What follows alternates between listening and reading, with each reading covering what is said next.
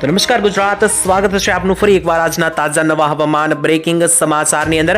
મિત્રો આજના સમાચાર જાણવા ખૂબ જ મહત્વપૂર્ણ બનવાના છે, કારણ કે આજના સમાચારમાં માત્ર વરસાદની જ નહીં પરંતુ એક ભવિષ્યની મિત્રો એક વાવાઝોડાની વાત કરવાની છે, કારણ કે એક મોટું ખતરનાક વાવાઝોડું 24 થી લઈને 25 તારીખ આસપાસ ગુજરાતની આસપાસ આવશે કે નહીં।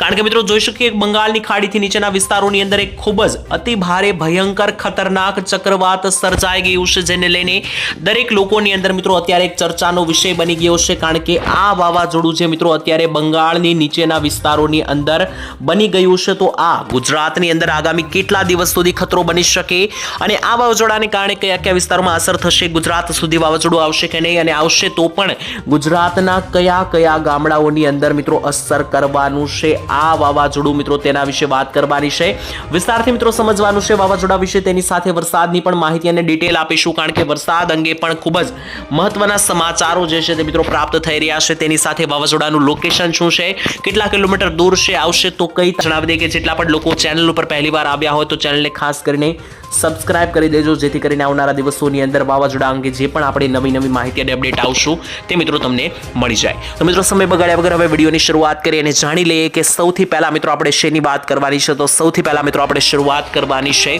વાવાઝોડાની સાથે કે વાવાઝોડા વિશે શું નવી માહિતી છે। તો મિત્રો તમને સૌથી પહેલા જણાવી દઈએ કે કાલે પણ આપણે વાત કરી હતી, પરંતુ મિત્રો તમને દેખાડી દઈએ તો આ વાવાઝોડાનું લોકેશન તમે જોઈ શકો કે હવે ખૂબ જ નજીક આવી ગયું છે ગુજરાત અને ભારતના વિસ્તારોથી।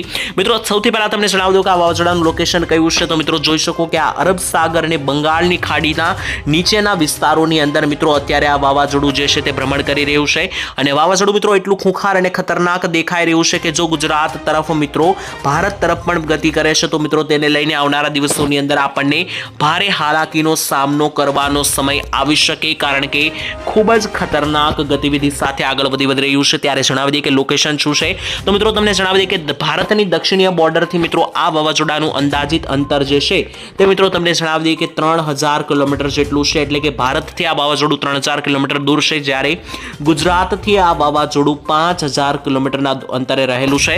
હવે મિત્રો ટોટલી જે છે તે આ વાવાઝોડાની દિશા ઉપર આધાર રાખશે કે આવનારા દિવસોમાં ગુજરાત અને ભારતને કેટલી અસર થશે, કારણ કે મિત્રો જો આ વાવાઝોડું સીધું ઉપર અહીંયા અરબ સાગરના વિસ્તારમાં આવી ગયું, એટલે કે મહારાષ્ટ્ર અને ગુજરાત અને સાથે આફ્રિકા વચ્ચેનો જે આ ભાગ છે ખાલી તેને અરબ સાગર ગણવામાં આવે છે, અને અરબ સાગરથી ગુજરાત અને મહારાષ્ટ્ર ખૂબ જ નજીક થઈ જાય છે, લગભગ 500 કિલોમીટર દૂર થઈ જાય છે। ત્યારે જો મિત્રો આ વાવાઝોડું તમને ટૂંકમાં જણાવી દઈએ કે આ રસ્તો પકડીને આગળ વધીને જો આટલા વિસ્તાર એટલે કે અહીંયા અરબ સાગરમાં પણ આવી ગયું તો મિત્રો ખાસ કરીને આપણને આવનારા દિવસોની અંદર ગુજરાત લાગુ અને મહારાષ્ટ્ર લાગુ વિસ્તારોમાં ખેદાન મેદાન થતું જોવા મળી શકે, કારણ કે જ્યારે અરબ સાગરની અંદર વાવાઝોડા અને ચક્રવાત આવ્યા છે ત્યારે તેની સૌથી વધારે અસર ગુજરાત મહારાષ્ટ્રને થાય છે, અને મિત્રો અત્યારે જો પણ આ વાવાઝોડું અત્યારે જો અરબ સાગર લાગુ દિશા પકડીને આગળ વધે છે તો મિત્રો આવનારા દિવસોમાં ગુજરાત લાગુ વિસ્તારો સુધી જે છે તે આવી પણ શકે છે।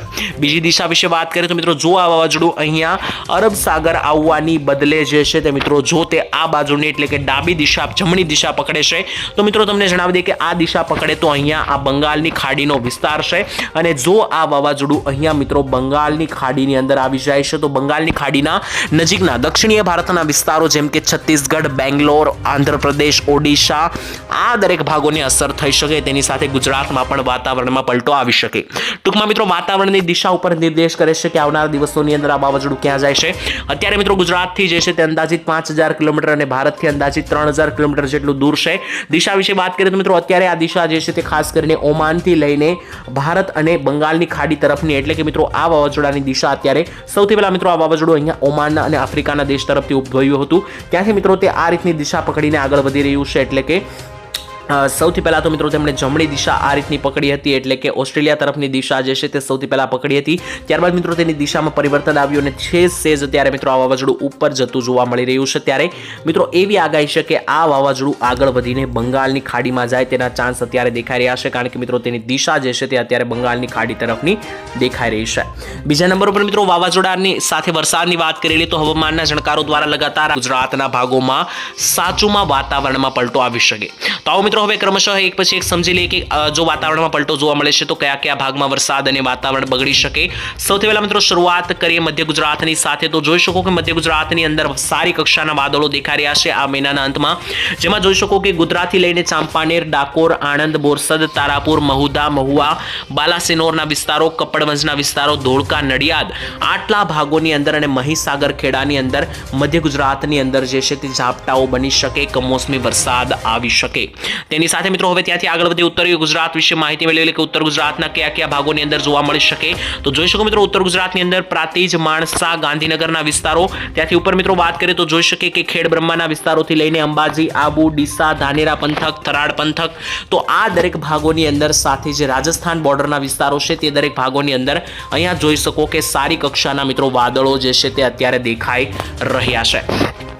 તેની સાથે મિત્રો સૌરાષ્ટ્રમાં આગળ વધે તો સૌરાષ્ટ્રની અંદર તો મિત્રો સારી કક્ષાના વાદળોનો ફેલાવો જે છે તે મિત્રો દેખાઈ રહ્યો છે. ત્યારે સૌરાષ્ટ્રના મિત્રો જિલ્લાઓ વિશે એક પછી એક વાત કરી લઈએ. સૌથી પહેલા શરૂઆત કરીએ જુનાગઢ જિલ્લાથી. તો જોઈ શકીએ જુનાગઢ જિલ્લાની અંદર માણાવદરથી લઈને મુલિયાસા, બિલખા, જુનેજ, મેંદરડા, તેની સાથે નીચે આવે તો મિત્રો માણાવદર, સાસણગીર, ગીરના જંગલો, નીચે મિત્રો આગળ ગીર સોમનાથ જિલ્લા તરફ વધીએ તો તાલાળા, તુલસીશ્યામ, વેરાવળના વિસ્તારો, નીચે આવે તો કોડીનાર, ઉના લાગુના વિસ્તારોથી લઈને મહુવા બોર્ડર સુધીના ભાગો, તુલસીશ્યામ સુધીના ભાગો સુધી અહીંયા સૌરાષ્ટ્રની અંદર સારી કક્ષાના આ વાદળોના ઝુંડ મિત્રો ફેલાઈ રહ્યા છે જુનાગઢ અને ગીર સોમનાથ જિલ્લામાં, જેને લઈને આ દરેક ભાગોની અંદર ઝાપટા બની શકે.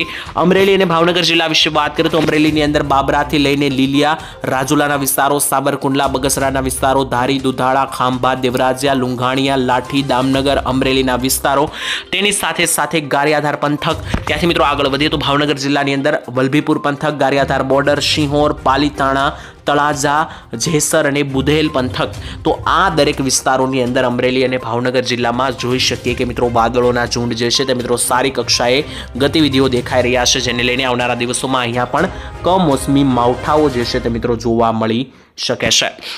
ત્યાંથી મિત્રો આગળ વધીએ રાજકોટ જિલ્લામાં જોઈ લઈએ તો રાજકોટની અંદર જોઈ શકો મિત્રો ભાણુવાથી લઈને નીચે ગોંડલ, તેની સાથે ધોરાજી અને મિત્રો નીચેના જે પણ મિત્રો ગોંડલ, શાપર, વેરાવળ લાગુના સરદારના વિસ્તારો છે ત્યાં વાદળો દેખાઈ રહ્યા છે, જેને લઈને ઝાપટા બની શકે. તેની સાથે પોરબંદર લાગુ વિસ્તારોમાં પણ અમુક વિસ્તારોની અંદર સારી કક્ષાના વાદળો દેખાઈ રહ્યા છે. જોઈ શકીએ પોરબંદર, ભાણવડ, ખંભાળિયા, સલાયા આ ભાગોની અંદર પણ છૂટા છવાયા રેડા ઝાપટા જોવા મળી શકે. તેની સાથે મિત્રો દક્ષિણી ગુજરાતની માહિતી મેળવવી ખાસ જરૂરી રહેવાની છે. દક્ષિણ ગુજરાતમાં વાત કરી લઈએ તો દક્ષિણ ગુજરાતની અંદર મિત્રો જે સાવ દક્ષિણીય ભાગ છે જેમ કે વલસાડ, નવસારી, સુરત, બારડોલી, વ્યારા, આહવા અને ડાંગ, તો આ 4-5 જિલ્લાની અંદર મિત્રો ઘણા દિવસોથી વાદળો દેખાઈ રહ્યા છે આવનારા દિવસોની અંદર. તો આ ભાગોની અંદર મિત્રો આપણને કમોસમી રેડા ઝાપટાઓ જોવા મળી શકે. મિત્રો હાલ આજના હવામાન સમાચારની માહિતી અને અપડેટ અહીંયા પૂર્ણ થાય છે. આ સમાચાર તમને કેવા લાગ્યા કોમેન્ટની અંદર લખીને જણાવી દેજો. ગરમી વિશે પણ મિત્રો અંતમાં મિત્રો માહિતી આપી દઈએ કે આજે ગુજરાતની અંદર હવે ગરમી કેટલી જોવા મળવાની છે. તો આજની અપડેટ આપી દઈએ તો મિત્રો ખાસ કરીને જોઈ લઈએ સાંજના સમયગાળા આસપાસ તો દક્ષિણ ગુજરાતની અંદર કડકડતી ગરમી જોવા મળી શકે, જેમાં સુરત, બારડોલી, વલસાડ, નવસારી, ભરૂચ, વડોદરા, આણંદ, છોટાઉદેપુર, ચાંપાનેર, બોરસદ, અંકલેશ્વર આ દરેક દક્ષિણ ગુજરાતના ભાગોની અંદર 25 થી 26 ડિગ્રીનું સરેરાશ તાપમાન, જેથી ત્યાં ગરમી જોવા મળશે. મધ્ય ગુજરાતની અંદર અમદાવાદ, ગાંધીનગર, કપડવંજ, લુધિયાણા, બાલાસિનોર, ડાકોર લાગુ વિસ્તારોમાં 26 થી 25 ડિગ્રી તાપમાન, જેથી ત્યાં પણ આજે ગરમીનો માહોલ રહેવાનો છે.